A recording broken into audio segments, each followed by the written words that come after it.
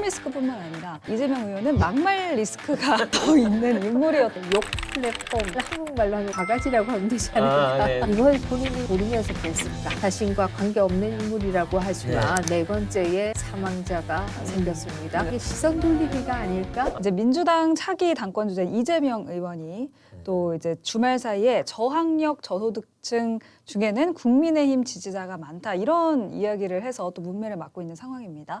그러니까 또 일각에서는 사법 리스크뿐만 아니라 사실 이재명 의원은 막말 리스크가 더 있는 인물이었다 뭐 이런 말을 하시는 아니, 분들도 이렇게 계시던데. 리스크가 많은 분이 어떻게 어대명인지 참 미안해요 우리나라 정치. 그러니까요.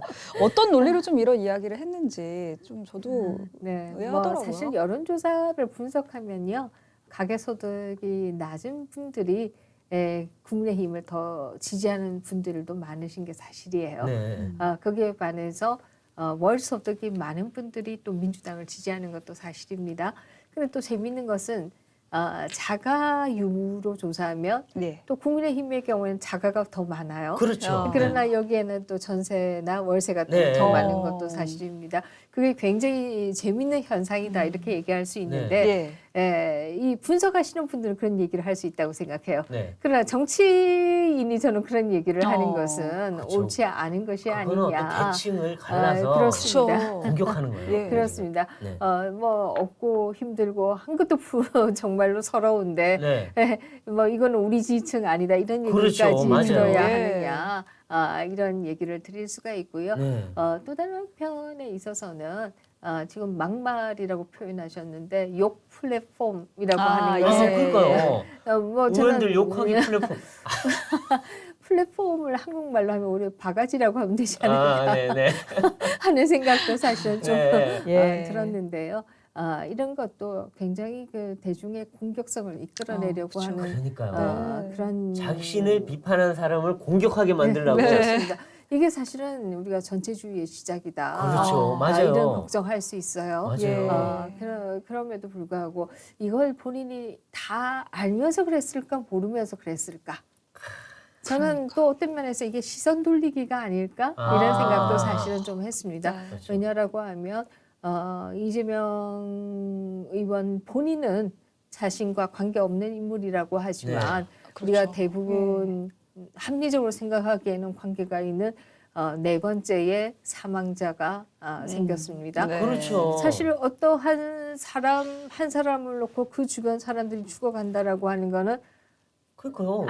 이재명 주변에는 네. 저승사자가 항상 따라다닌다 이런 얘기까지 나오잖아요. 물론 뭐 일부 국가에서는 야당 지도자들이 우연히도 교통사고를 굉장히 많이 당하고 네. 그것으로 사망하고 우연히도 독이 들어있는 생수병에 생수를 마시고 이런 나라들도 지금 있어요. 북한과 러시아를 얘기하시는 것 같은데. 제가 굳이 뭐 어느 나라 예. 얘기를 안 맞아요. 하겠습니다만은 오늘 보니까 러시아에 뭐 또 망명한 분이 또 가셨더라고요.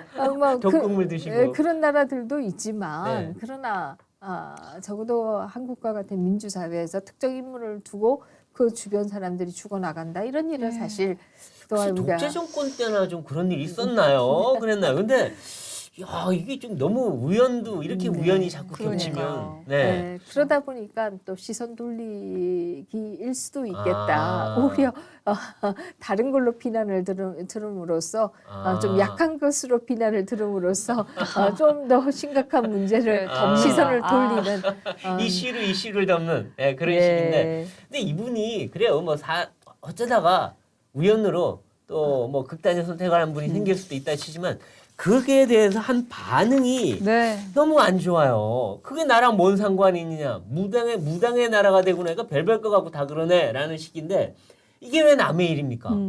아니 자기 부인의 불법적인 법화 사용으로 그쵸. 조사받던 사람하고 연관된 그것도 그 경기도 산하단체 있던 분 아니에요.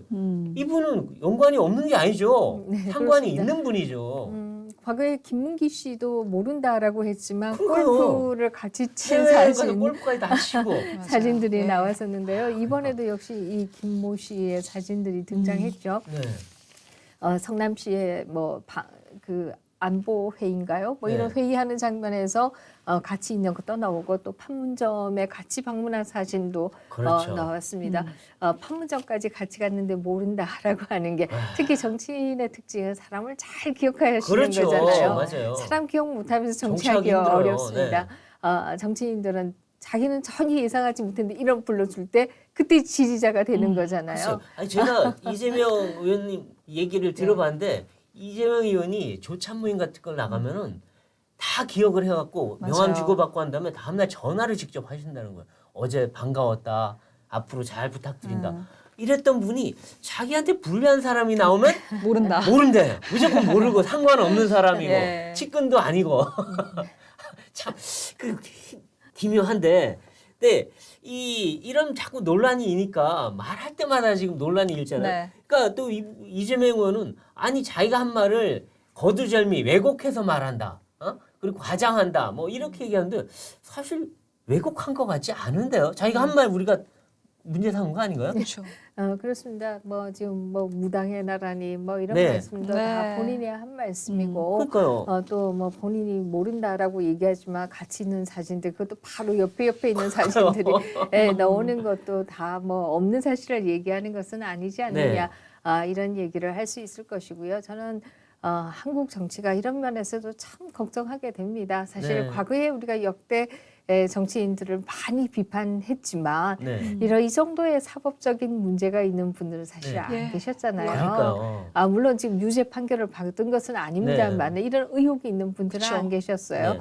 근데 너무 지나치게 많은 의혹들을 가지고 있음에도 또 너무 많은 지지를 받고 계시는 것이 그러니까요. 아닌가 네. 이런 면에서도 걱정하게 되죠. 그러니까요. 민주당 쪽 진보 쪽 지지층에서 대선 주자 지지율 봤더니 60%가 넘게 이재명 나오고 예. 딴 맞습니다. 분들은 다 10%, 뭐 아니면 한 자릿수.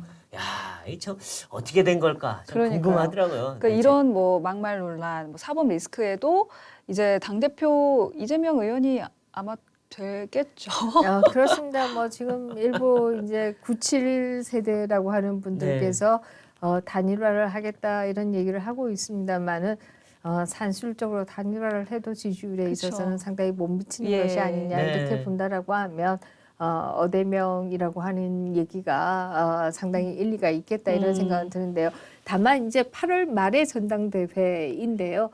그 전에 기소가 이루어질 것이냐 하는 이 수사의 시간표가 어떻게 되는지 알 수는 없습니다만은 네. 그 전에 검찰의 기소가 이루어질 것인지 또 기소가 이루어질 때 어떤 내용으로 기소가 이루어질 네. 것인지 이런 것은 변수가 되지 않을까 이런 생각이 드는데요. 제가 맨 처음에 시작할 때 한국 사회뿐만 아니라 전 세계가 이 에코 체인버 효과가 커지고 있다 이런 네. 말씀을 드렸는데요. 네, 뭐 남이 무슨 얘기를 해도 우리끼리 오라. 그렇죠. 네. 이제 이런 현상. 네. 예. 민주당 지지층에서 그런 현상이 나타나고 이게 있어요. 이제 우리뿐만 아니라 세계적으로도 그런 현상들이 많이 있습니다. 그렇게 본다라고 하면 기소가 이루어져도 또 뭐 어떤 판단이 일어날지는 그러니까요. 예상하기 그렇죠. 어렵다. 그러니까 그 지지층들 어떻게 보면은 그런 것들을 다 알고 지금도 지지를 하고 있는 그 다 반영이 된 상황이 아닌가 싶어요. 여러 가지 합리화라고 하는 건 얼마든지 네, 가능하고요. 그렇죠. 예. 네, 맞아요. 네. 네. 근데 이제 이재명 의원이 만일 대표가 되면 정말로 또 윤 대통령하고 각 세우기 위해서 뭐든지 다 반대하고 나올 가능성이 예, 큰데 이러면 국정 더 수행하기가 어려워진다 이런 걱정도 있는 반면에 또 이재명 의원이 대표가 돼서 매일매일 사고를 치면 윤 대통령 정부에 오히려 도움 지지율에는 네. 도움이 된다. 이런 얘기 두 가지 얘기가 나오는데 예. 어떤 게 클까요? 뭐 두 가지 다 바람직한 상황은 아닌 것 아닌데, 같다라는 네. 생각을 하게 되고요. 사실 이제 뭐 발목 잡기라고 하는 것도 네. 어느 정도가 있어야지 그렇지 않다라고 하면 검수완박법이 대표적인 거 아니겠습니까? 네. 대선 끝나고 난 이후에 우리가 억울하게 졌다. 네. 또 내지는 양향자 의원에 의하면 그렇지 가만히 놔두면 청와대에 적어도 20-30명이 기소가 된다. 네. 그러므로 검수완박을 해야 된다. 해야 된다. 라고 해서 검수완박법을 했습니다만 그것이 결국 지방선거에서 민주당이 참패하는데 그렇죠. 하나의 이유가 되었다라고 네. 하는 거 아니겠습니까? 그래서 결국 어느 쪽이든 저는 그것은 국민의힘도 마찬가지고 민주당도 마찬가지고 또 윤 정부도 마찬가지다라고 생각이 드는데요. 국민의 눈에 볼 때 어느 쪽이 지나친가? 결국 지나친 쪽은 또 뭐 총선이 2년만 있으면 총선이잖아요. 그렇죠. 예. 금방이에요. 네, 다 심판을 받기 때문에 네. 당장 선거가 없다라고 해서 마음대로 하겠다.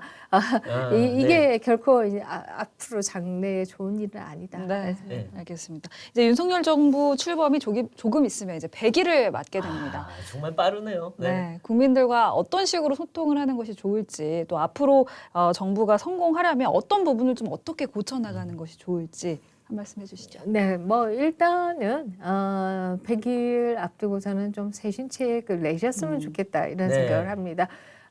윤 대통령의 스타일이 한번 살아왔으면 그 사람에게 좀 더 믿고 기회를 주는 스타일이다 이런 네. 얘기를 많이 들었습니다만은 그러나 정권 5년이라고 하는 게 결코 긴 시간이 아니다. 금방 다가온다고 그랬네요. 네, 라는 생각이 들기 때문에요. 오히려 새신책을 좀 발표하시고 그래서 당과 대통령실이 동시세신으로 들어가는 것이 네. 다시 국민의 지지를 잡는 데 도움이 되지 않을까 이런 생각을 예. 하게 되고요. 일부 기사에서는 비서실장이 사임을 표명했었다라고 하는 기사도 있어요. 네. 그리고 거기에 대해서 반려했다 이런 내용도 있던데요. 네. 얼마나 사실에 기반한 기사인지는 잘 모르겠습니다. 네, 네, 네. 여러 가지 기사가 항상 네. 춤을 추니까요. 예. 그럼에도 저는 지금 이제 대통령실에서 많이 문제가 제기되는 것이 홍보와 정무에 있어서는 네. 좀 부족하다라고 하는 지적들이 있었기 때문에 그런 부분에 있어서는 어떤 식으로든 좀 더 강화가 이루어져야 되지 않겠는가 예. 그런 생각을 합니다.